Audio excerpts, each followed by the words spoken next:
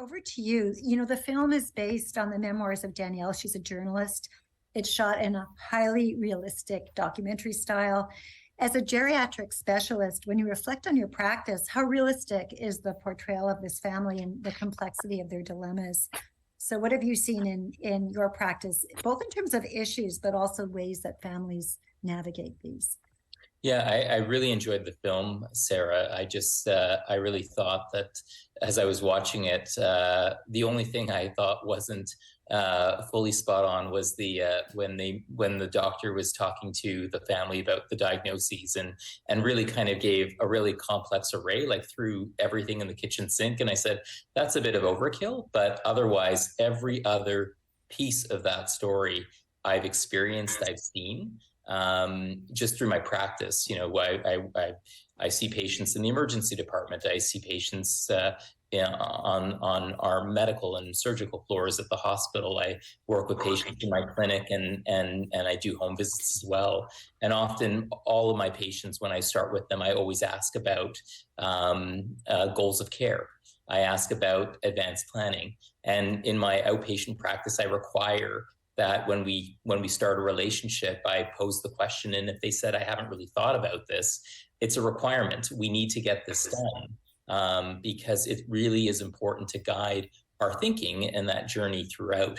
But it's often, as Bev was saying, you know, I've been in situations where you're trying to have these conversations in the emergency department when people are doing chest compressions, and we're saying, is there a plan? And everyone's distraught, and you've got 8 daughters and sons, and nobody agrees. And people say, well, Dad never wanted to talk about it, so we're not really sure what to do.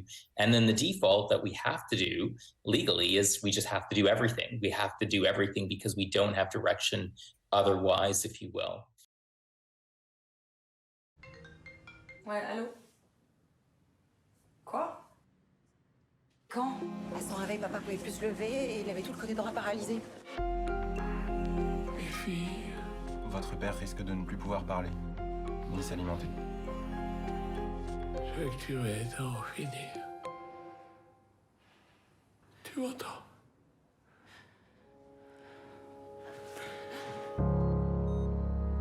Je vais rien faire sans toi, sans ton accord, rien. De toute façon, c'est à toi qui l'a demandé. C'est un mauvais père. Mais je l'aime. J'aurais adoré l'avoir comme ami. Alors aide-le. Comme une amie. En France, c'est pas possible. Alors, qu'est-ce qu'on fait? J'ai pris contact avec une association suisse, mais il faudrait aller là-bas. Très bien. Ça se passera où? À Berne. Il faudra me donner une dose forte. Depuis mon pontage, j'ai le cœur très solide. Je sais que t'es mon fils préféré. Les filles, je suis très choquée. André nous a expliqué qu'il pouvait plus changer d'avis. Quoi? Mais si. Papa, regarde-nous dans les yeux. T'étais tellement vilaine, en fond. On pourrait choisir la date. Pourquoi pas en mars? C'est la semaine de mon anniversaire. Oh. Je peux presque plus bouger. Plus faire les gestes simples de la vie normale. Maman, pourquoi est-ce que t'as jamais quitté papa avec tout ce qu'il t'a fait subir? Oh, qu'est-ce que ça fait du bien! Ouais, mais t'es toute frigorifiée. Non, mais je me sens vivante! Tu te rends compte? Ce qu'on est en train de faire pour lui, là? Arrête de pleurer.